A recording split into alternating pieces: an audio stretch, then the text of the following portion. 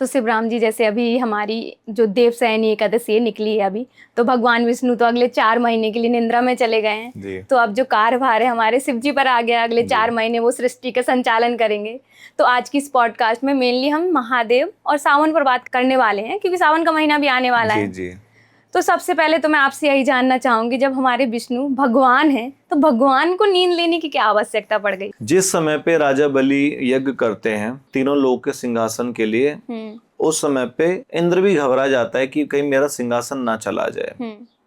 भगवान नारायण वामन अवतार लेते हैं एक ब्राह्मण का, ठीक है, एक दिव्य ब्राह्मण, बाल ब्राह्मण जो होते हैं उनका अवतार लेते हैं और उनके यज्ञ में ही पहुंच जाते हैं कि मुझे कुछ भिक्षा दो, मुझे कुछ दो। राजा बलि कहते हैं कि ठीक है, आपको क्या चाहिए, क्या मैं आपको दे सकता हूँ? उन्होंने कहा कि ठीक है, जहां तक मेरा पग हो वहां तक की भूमि मुझे दे दो। ठीक है। उनका पग इतना बड़ा होता है कि एक पग आकाश में, एक पग पृथ्वी पे आ जाता है।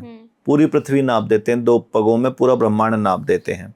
राजा बलि दे देते हैं उन्हें कि आपका ही हो गया। जब तीसरा पग उनका आता है तो कहते हैं अब मेरे पास देने के लिए बचा क्या है। अपना सर आगे करते हैं राजा बलि, ठीक है, और सर पे पैर रखते के साथ ही पाताल पहुंच जाते हैं। वामन भगवान राजा बलि को पाताल का राजा बना देते हैं। वो बड़े खुश होते हैं इनसे और फिर वो उनसे पूछते हैं कि अब तुम बताओ तुम्हें मुझसे क्या चाहिए।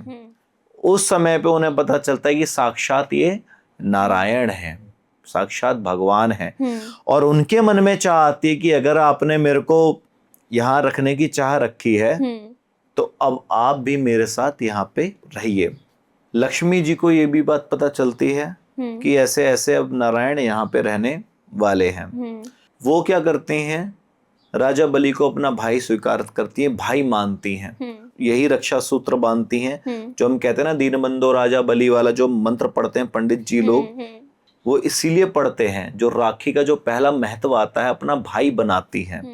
जिस तरीके से माता लक्ष्मी ने राजा बलि को एक रक्षा सूत्र बांधा, एक बहन ने अपने भाई को, वैसा ही सूत्र हम लोग बांधते हैं, रक्षा सूत्र, इसीलिए इसको कहा जाता है और इसीलिए राजा बलि का नाम लिया जाता है इसमें। ठीक है। अब राजा बलि ने भाई के नाते पूछा कि अब मैं आपको क्या दे सकता हूँ, आप मेरी बहन है।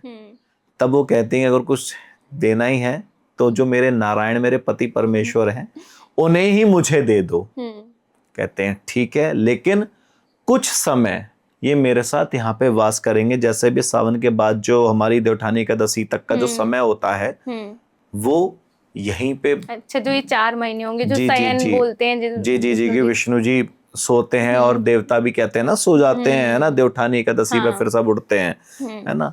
तो ये समय यही होता है कि कुछ समय के लिए वो वहां पे बलि जी के साथ वास करते हैं। भाई उनके भी आराध्य हुए वो।